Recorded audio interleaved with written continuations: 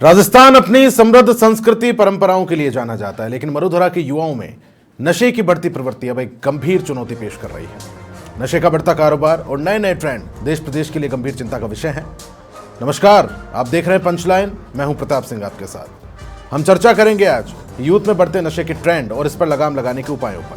दरअसल युवाओं के बीच नशे की बढ़ती हुई लत और आसान उपलब्धता से हालात और बिगड़ गए हैं। सबसे बड़ी चिंता की बात तो यह है कि कम उम्र के युवा सबसे ज्यादा नशे की जद में हैं। इससे न केवल उनका व्यक्तिगत जीवन प्रभावित हो रहा है, बल्कि एक पूरी पीढ़ी नशे की जद में है, जो आगे चलकर समाज की तस्वीर बदल सकती है। नशे का यह काला कारोबार खासतौर पर सीमा पार से चल रहा है। कई बार बॉर्डर इलाके में नशे की बड़ी खेप भी पकड़ी गई और नशा तस्करों के नेटवर्क का भी खुलासा किया गया। वहीं नशे का कारोबार अब केवल पारंपरिक नशे तक सीमित नहीं रहा। अफीम, गांजा की जगह अब सिंथेटिक नशे और एमडी ड्रग्स ने ले ली है, और जिसे इस नशे की लत लगती है उसका जीवन नर्क हो जाता है। समाजशास्त्रियों और शिक्षाविदों का कहना है कि यूथ को नशे के दलदल में धकेलना भी एक बड़ी साजिश है। राज्यपाल हरिभाऊ बागड़े भी कई बार यूथ में नशे के बढ़ते चलन को लेकर चिंता जता चुके हैं। राज्यपाल का कहना है कि एक अंतर्राष्ट्रीय साजिश है।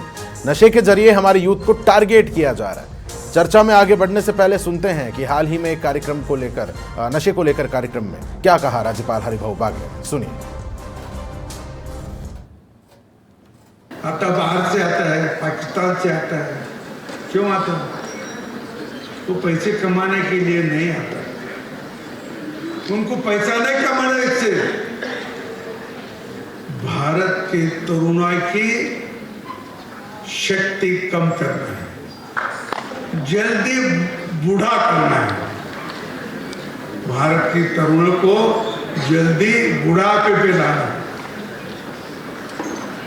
ड्रग लेके तो बूढ़ा हो जाएंगे 50-60 में बस। वो किसके लिए भेज रहे? बूढ़े लोगों को नहीं भेज रहे। बूढ़े लोगों का उपयोग भी नहीं, बच्चे लोगों का उपयोग नहीं, आप सर के तरुण लोगों के लिए वो भेज रहे हैं। तो सुना आपने नशे के बढ़ते चलन के साइड इफेक्ट और इस पर लगाम कसने के उपायों पर चर्चा करने के साथ आज हमारे साथ कुछ खास मेहमान जुड़े हैं। सबसे पहले मैं तारुफ उन सभी का आपसे करवाऊं।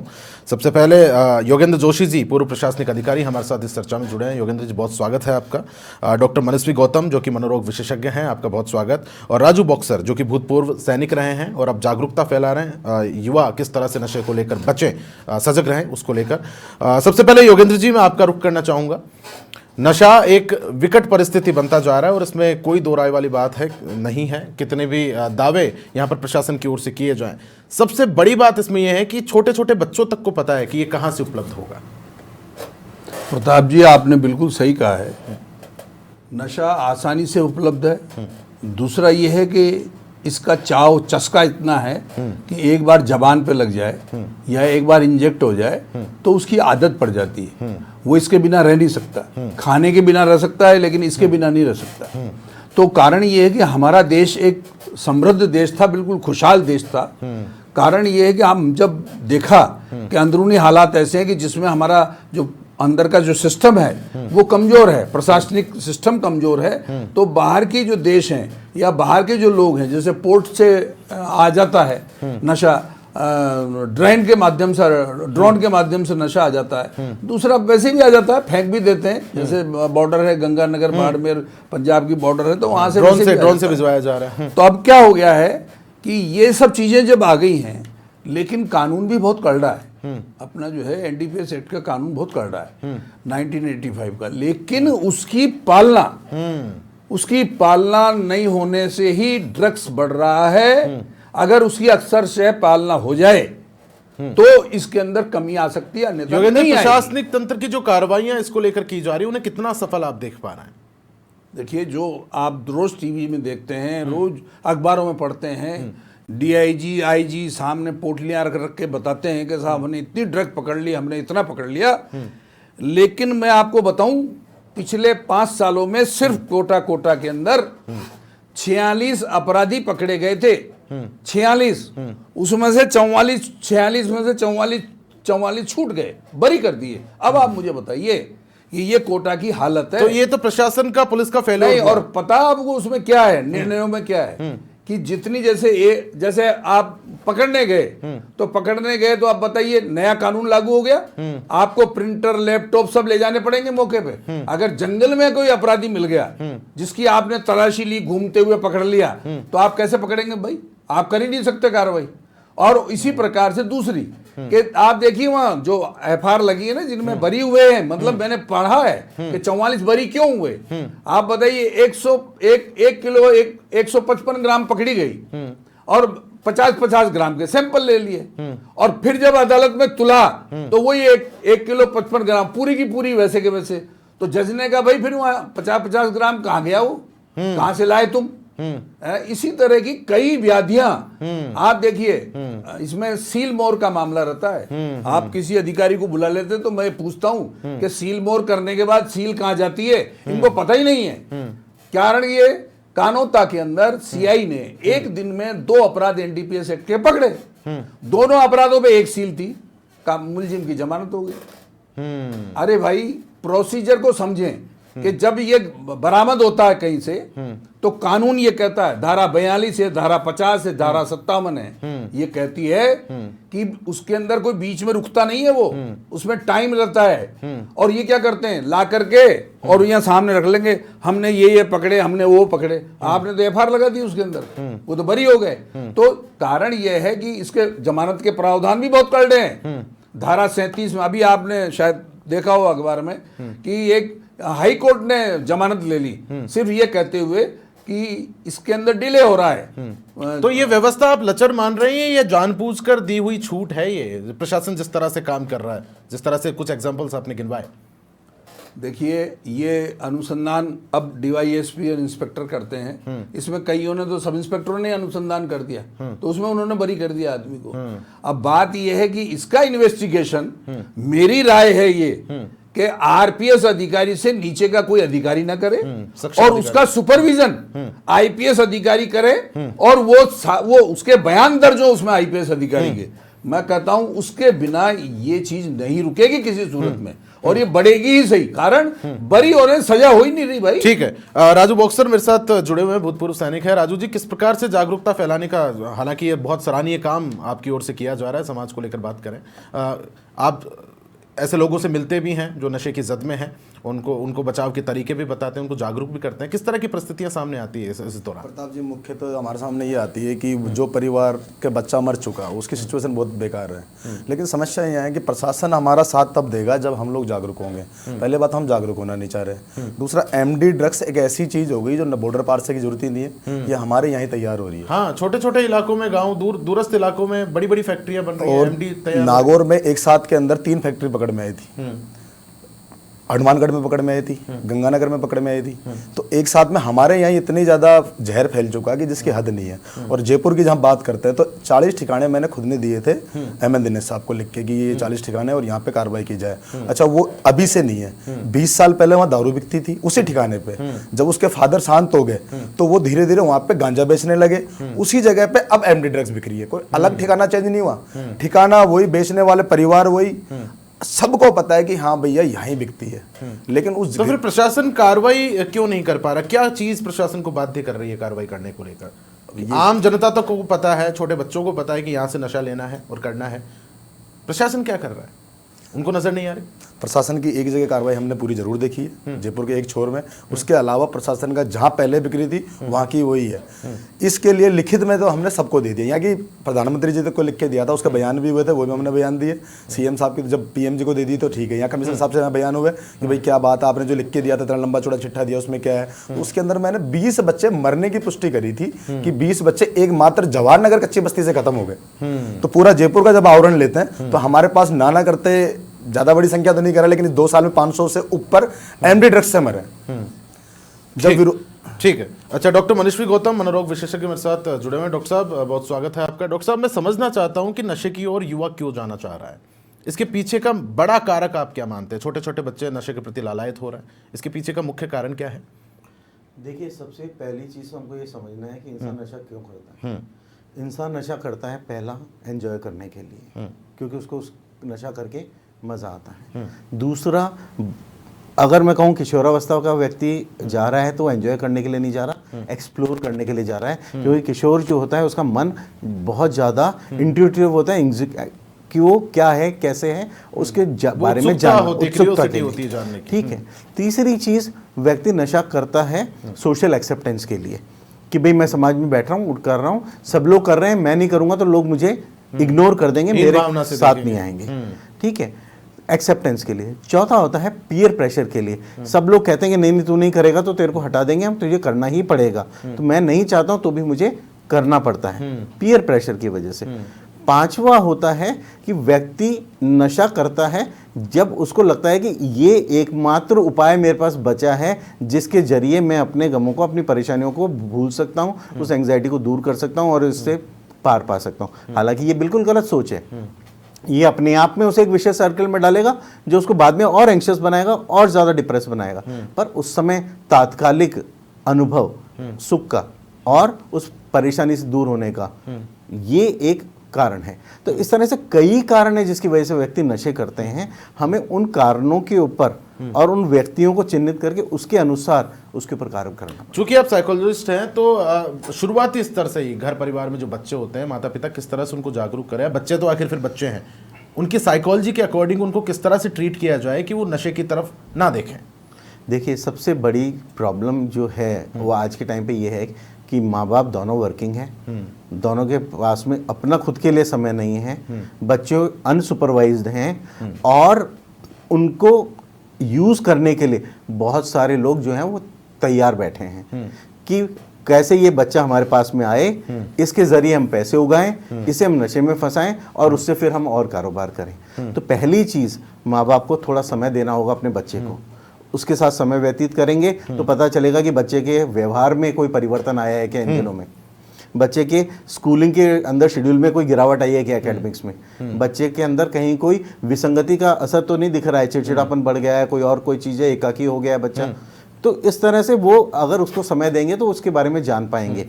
ठीक है। अच्छा, योगेंद्र जी मेरे साथ बने हुए। योगेंद्र जी, छोटी मोटी कार्रवाइयाँ तो हम देख रहे हैं, हालांकि प्रशासन की ओर से कुछ अभियान भी इस तरह के चलाए जा रहे हैं जो कि सराहनीय है, ऑपरेशन क्लीन स्वीप के तहत, और लगातार कार्रवाई अंजाम दी जा रही है। मेरा सवाल यह है, क्या कोई बड़ा सिंडिकेट जिस पर तब तक मार नहीं की जाएगी क्या? छोटी मोटी कार्रवाई तो कोई बड़ा सिंडिकेट हाथ नहीं लग पा रहा, कमर तोड़ कार्रवाई जिसे हम कहते हैं। मुद्रा पोर्ट पे पकड़े गए थे बहुत पहले, वहाँ करीब 2000 से भी ज़्यादा ड्रग पकड़ी गई थी।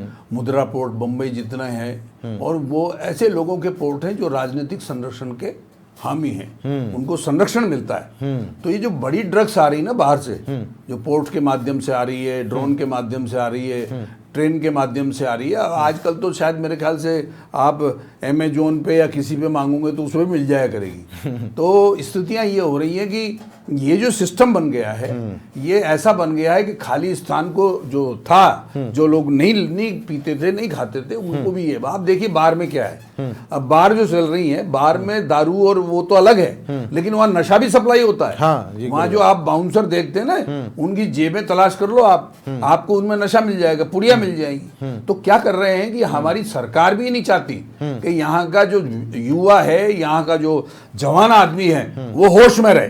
क्यों? अगर वो होश में रहेगा तो प्रश्न मुद्दों को लेकर बात होगी। अब वो जो गैर होश में रहेगा तो क्या के प्रश्न पूछेगा, वो खुद ही नशे में रहेगा। तो बात ये है कि हमारे जो पुलिस के कर्मचारी, अधिकारी, नारकोटिक्स विभाग, अब आप देखिए उदयपुर में 4 दलालों को छोड़ने के उपलक्ष्य में 20 लाख रुपए ऐसे चले रहे हैं। क्या हुआ? पकड़ में आए 5 लाख रुपए में। अभी महुआ में एक सिपाही ड्रग तस्करी करवा रहा है, एसएचओ को लाइन हाजिर किया। मैं ये कह रहा हूं, नारकोटिक्स विभाग में एसीबी गई पकड़ने, तब पता उनको छोड़ दिया, वो पकड़ने तो गई और भाग गया इंस्पेक्टर ले रहा, वो क्या नारकोटिक्स में रिश्वत मांग रहा था। बात ये नहीं है, बात ये है कि न तो हमारी राजनीतिक मंशा है, न हमारी प्रशासनिक मंशा है, और जो विभाग बनाए हुए हैं वो विभाग उसके लिए कैपेबल नहीं है, उनको इन्वेस्टिगेशन नहीं आता। जो टिप्पणियां करते हैं वो ये कहते हैं कि कच्चे सबूत हैं, न्यायालय कह रहा है, वो कह रहा है तकनीकी खामियां हैं, वो ये कह रहे हैं कि इन्वेस्टिगेशन निपुण नहीं है, इन्वेस्टिगेशन अधूरे हैं। तो बाहरी साजिशों को लेकर जो तमाम आरोप लग रहे हैं वो तो अपनी जगह हैं, लेकिन वो गंदी मछली यहाँ भी है, उसको पकड़ना कहीं ना कहीं जरूरी है। और अब इसमें ये भी कह सकते हैं कि प्रशासन शायद इस वजह से काम अपना नहीं कर पा रहा, कार्रवाई नहीं कर पा रहा, क्योंकि वो भी बंधा हुआ है। जिस तरह से आप बता रहे हैं कि राजनीतिक संरक्षण प्राप्त है, शायद कहीं से तो मिल रही है। इसका दूरगामी परिणाम आप किस तरह से देख रहे हैं? इसका हल क्या होना चाहिए? इसका दूरगामी परिणाम तो ये है कि आप देख रहे हैं सड़क के ऊपर जैसे ही कोई कारें टकराती है तो झगड़े होते हैं, मारपीट चालू हो जाती है, खून खच्चर है। कहीं भी देख लीजिए, घर में देख लीजिए, इतना नशा हो गया, घर में आती है लुगाई को और बच्चों को ठोकता है। मतलब हालात ये हो रहे हैं कि अपराधी होश में हो तो अपराध न करे ना, वो तो नशा किया और वो मर्डर कर देता है, नशा किया और वो चोरी करता है, नशा किया वो मतलब आप ये देखेंगे कि इस नशे से बचेंगे कैसे? बचेंगे तभी जब हमारी जो, देखिए माफ करना, सब समाज मैं तो परेशान हो गया समाज सुन के। ये कहते हैं समाज को सुधारो। अरे भाई, बच्चा समाज में पैदा होता है, पुलिस समाज में से आती है, तो कोई माँ बाप या स्कूल वाले उसको डकैत थोड़ी बना के बेचते हैं, बाहर से बनता है। अरे भाई, मैं जब सब इंस्पेक्टर आया था, मुझे रिश्वत लेना किसने सिखाया? ये आपने पूछा मुझसे कभी? मैं कोई मेरे घर से सीख के आया था क्या? लेकिन मेरे को रिश्वत किसने सिखाया? मेरे जो गुरु थे सीनियर, उन्होंने मुझे रिश्वत लेना सिखाया। तो ये आकर के आदमी बनता है बेईमान। और बाहर भी ऐसा ही है, ड्रग्स भी ऐसे ही हो रहा है। अच्छा योगेन जी, छोटे छोटे इलाकों के अंदर, जोधपुर के दूरस्थ जो गांव हैं, छोटे छोटे इलाके हैं जहां पर बुनियादी सुविधाएं तक नहीं है, वहां पर बड़ी बड़ी फैक्ट्रियां एमडी की पकड़ी जा रही है। तो ये बॉर्डर पार से जिस तरह से सिंथेटिक ड्रग जो आ रहा है, एक बड़ा सवाल होता जा रहा है। इसको रोकने में क्या प्रशासन फिलहाल तक के लिए विफल नजर आ रहा है? जिस तरह से कार्रवाइयां तो हो रही हैं, लेकिन उस स्तर पर नहीं हो पा रही। मैं कह रहा हूँ, ये जो फैक्ट्रियां पकड़ी हैं, जैसे झालावाड़ में पकड़ी थी, वो गाय पकड़ लाए, कार पकड़ लाए, आप समझ रहे हैं? मतलब अगर बरामद किया तो वो पकड़ लाए, लेकिन मुलजिम भाग गए। अब ऐसी स्थिति में आप सजा कैसे दिलवाएंगे? आप सजा नहीं दिलवा सकते। तो एनडीपीएस एक्ट को अच्छी तरह पढ़ें साहब, और उसको लागू करने के लिए उसको ट्रेनिंग सेंटर में उसके अधिकारी लगाए जाएं, और फिर यह बताया जाए कि आपका चालानी परसेंटेज कितना है और सजा का परसेंटेज कितना है। सजा का तो नील है। तो एक जगह से आप देखिए 36 अपराध किए हुए और फिर पकड़ में आ रहे हैं। अभी पकड़ रही ना, जयपुर पुलिस ने भी पकड़े हैं। अच्छा, माल की जब्ती तो हो रही है, लेकिन मुलजिम फरार है। और जब किसी में मुलजिम भी पकड़ लिया मान लीजिए, तो इन्वेस्टिगेशन इतना संदेह का लाभ जमानत ले लेता है। अरे जमानत ले लेता है, जबकि 37 धारा है इसकी, उसमें यह बताया गया है कि अगर वो व्यक्ति दोबारा अपराध नहीं करने की शपथ ले, नंबर 1, दूसरा उसको जो सामान बरामद किया है वो उस प्रूव नहीं हो रहा हो तो जमानत होगी, जमानत नहीं होगी वो आजीवन जेल में रहेगा। और यही वजह है कि इस कानून की पालना अक्सर से नहीं करा पा रहे, न तो पुलिस करा रही है न न्यायालय करा रही है। अगर ये अक्सर से पालना कराए तब इस पे रोक लगेगी। ठीक है। अच्छा राजू जी मेरे साथ बने हुए। राजू जी, प्रशासन का कितना सहयोग आपको मिल पाता है इस तरह के ऑपरेशन जिस तरह से आप जागरूकता के लिए करते हैं?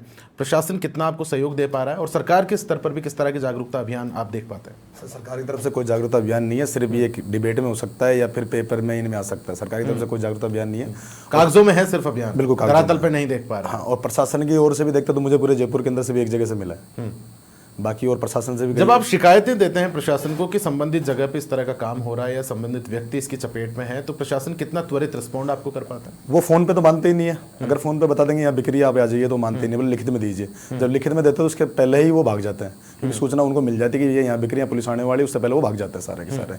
ये एक्चुअली ये हो रहा है। हम लोग जाके पहुंच भी जाते हैं, पूरी जाके रिकॉर्डिंग बनाइए, रिकॉर्डिंग दे रहे हैं उनको कि ये रिकॉर्डिंग है, ये बेच रहे थे, तो बोले पता नहीं कब की है। जब दिखा दे टाइमिंग की नहीं, बोले अब दिखा दो, अब पकड़ा दो। तो स्वाभाविक है कि जब पुलिस आती है तो पहले भाग जाते हैं।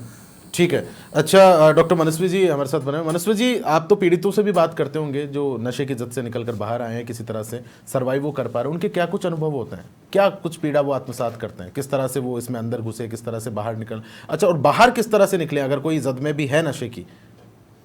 देखिए, बहुत सारे लोग जो कि पूरी तरह से इसकी वजह से सामाजिक रूप से, आर्थिक रूप से, पारिवारिक रूप से और एकदम त्रस्त होकर के और एकदम जिसे हम कह सकते हैं कि पूरी तरह से टूट करके जब वो हमारे पास में आते हैं तब हम उनसे पहली बार मुलाकात करते हैं, क्योंकि जब तक वो सक्षम होते हैं तब तक तो वो गिरफ्त में रहते हैं, और जब उनकी क्षमता खत्म हो जाती है, जब वो किसी के काम के नहीं रहते, तब उन्हें फिर परिवार हमारे पास में लेकर के आता है कि अब इसकी कोई मदद हो सकती है तो कीजिए, चाहे वो शारीरिक रूप से व्याधित हो, चाहे मानसिक रूप से व्याधित हो, चाहे दोनों हो।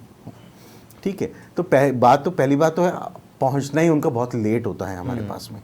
दूसरी बात, कई कारक होते हैं जो हम कह सकते हैं कि नशे में धकेल रहे हैं व्यक्ति को, पर जहां तक मेरा मानना है, अभी तक 22-23 साल हो गए मुझे काम करते हुए, जो सबसे बड़ी चीज़ है वो ये है कि व्यक्ति का स्वयं का स्वीकार करना कि वो उसको करेगा।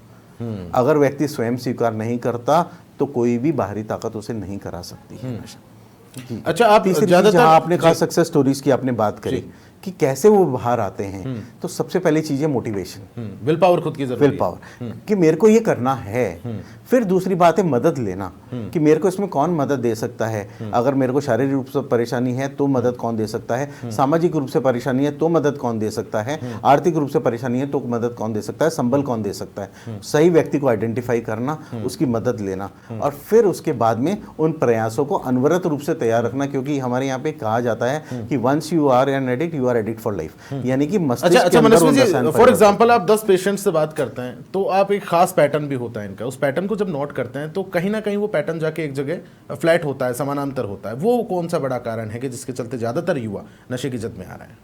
देखिए, सबसे बड़ी चीज है कि व्यक्ति, मैंने आपको जैसे पहले भी बताया कि बहुत सारे कारक हैं, चाहे वो एक सोशल एक्सेप्टेंस हो, चाहे वो अपने आप को बहुत ज्यादा मॉडर्न प्रूव अच्छा, करना लेट्स से हो, दिस वे, या इस कोई तरह 3 से। बड़े प्रमुख कारण।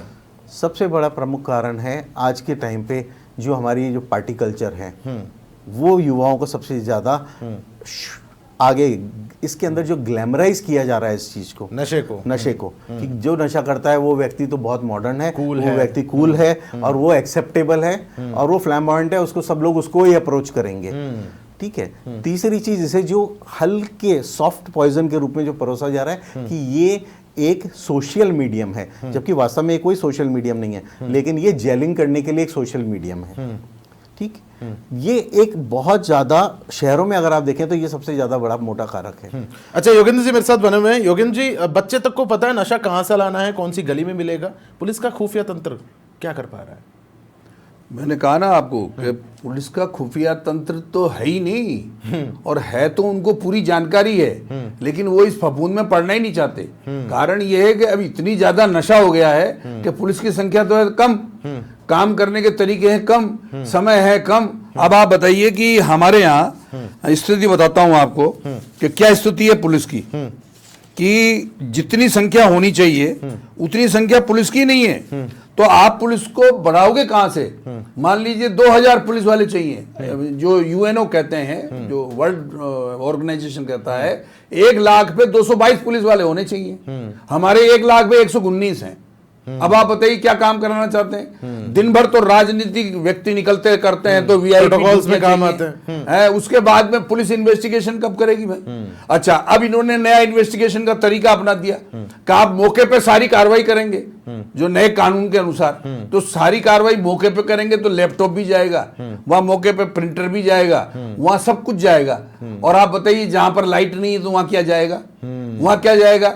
और ये ज्यादातर कार्रवाइयां अभी भी थाने में बैठ के करते हैं। तो कानून तो आपने बना दिए, लेकिन कानून को लागू करने के लिए हमें किन किन साधनों की आवश्यकता है, कैसे ट्रेनिंग की आवश्यकता है, वो अभी तक नहीं की गई है। आपको बताऊं थानों की स्थिति क्या है, अभी भी आईओ बाहर से लाता है, जो फीड करने वाले आदमी को 15,000 में रखते हैं, वो 3 आदमी उसको काम में लेते हैं। अब आप बताइए कहां गोपनीयता रह गई? सारी फाइल को वो लैपटॉप में डाउनलोड करता है, सारे इन्वेस्टिगेशन को वो सब करता है वो, और तब जाकर के कहीं इन्वेस्टिगेशन पूरा होता है। और जब ये थाने में जब वहां जाता है प्रोसिक्यूशन के सामने, जब अदालत के सामने, तो वहां फेल हो जाता है, कारण कि जवाब ही नहीं दे पाते। अब बताइए इसमें एनडीपीएस एक्ट में जो कोटा की अच्छा, मैं थोड़ा इसका सहज कर देता हूं, राजनीतिक स्तर पर भी, सरकार के स्तर पर भी और प्रशासन के स्तर पर भी किस तरह से व्यवस्थाएं दुरुस्त हो, क्या करना चाहिए? 3 बड़े कारण। देखिए, सबसे पहले तो इसके अंदर पुलिस की जिम्मेदारी निश्चित हो तो उसमें निश्चित किसकी हो? नीचे वालों की नहीं, निश्चित हो आरपीएस आईपीएस की, कि अगर उनके इलाके में नशा बिक रहा है, जैसे इन्होंने कहा था, जयपुर ग्रामीण के आईजी ने कहा था कि किसी की मिली भगत मानी जाएगी तो हम उसको सस्पेंड कर देंगे, हम उसको ये कर देंगे, और कर भी रहे हैं। अब जैसे उन्होंने किसी को निलंबित भी किया है, लाइन हाजिर भी किया है। ये नहीं, मेरा कहना यह है कि नीचे वाले नहीं, आरपीएस आईपीएस जिम्मेदार हों। अगर वो जिम्मेदार होंगे, उनके इलाके में बिक रही है, पकड़ी जाती है, तो उनके खिलाफ कार्रवाई होनी चाहिए, नंबर 1। नंबर 2 क्या है, इन्वेस्टिगेशन के लिए जो हमारे संसाधन है, आरपीए है, जो यूनिवर्सिटी है शायद जोधपुर में कहीं बनी हुई है, वहां पर इन्वेस्टिगेशन के तरीके पर कभी एनालिसिस किया है क्या, कभी विश्लेषण किया है क्या किसी ने, कि भाई इसमें ऐसे पुख्ता काम करें ताकि इसमें से मुलजिम नहीं छूटे। ठीक है। और तीसरा, मेरे पास समय की थोड़ी कमी है योगेंद्र जी, तीसरा ये है कि जो हमारे बार चल रहे हैं, जिनमें बच्चे जा रहे हैं, उन बारों पर रोक लगनी चाहिए, या फिर मॉनिटरिंग होनी चाहिए अच्छे से, है, या फिर मॉनिटरिंग होनी चाहिए, या मॉनिटरिंग हो तो इतनी सख्त मॉनिटरिंग होनी चाहिए कि वहां परिंदा भी पर नहीं मार सके। जितनी पार्टियां हैं, जितने कॉलेज में जो पार्टियां होती हैं, उसमें ड्रग्स चल रहे हैं, तो इनको रोकने के लिए सक्षम एक मिलना चाहिए एक। ठीक है।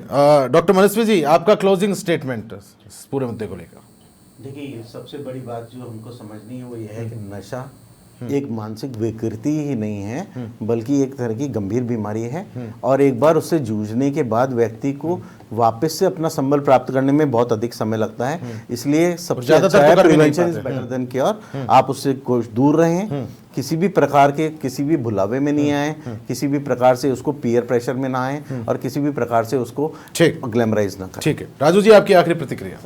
रंगीला राजस्थान से जो नशीला राजस्थान बन रहा है, उसका दुर्गामी परिणाम यही आएंगे कि हमारे पास सेना में भेजने के लिए बच्चे नहीं बचेंगे, ना खिलाड़ी के लिए बनाने के लिए हमारे पास बच्चे, पूरी पीढ़ी खत्म हो जाएगी। हाँ बिल्कुल, क्योंकि ये गाँवों तक पहुंच चुका, और ये व्यक्तिगत हम लोग जा के देख रहे हैं। तो मैं तो ये कहूंगा, अगर ये बंद नहीं हुआ तो आगे आने वाले प्रभाव ये होंगे, ना तो खिलाड़ी बचेंगे, ना हमारे पास जवान बचेंगे, ना तो फौज के, ना पुलिस के।